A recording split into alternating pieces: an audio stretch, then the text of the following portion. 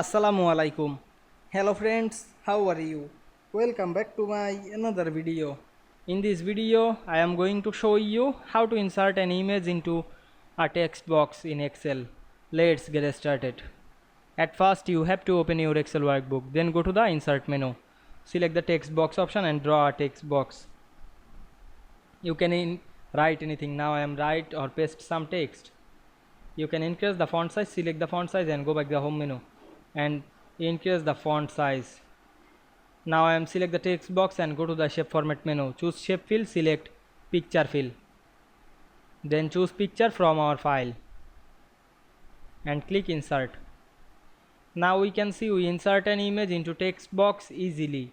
I hope you enjoyed my video. Please like, comment, share and subscribe my channel. Thanks for watching.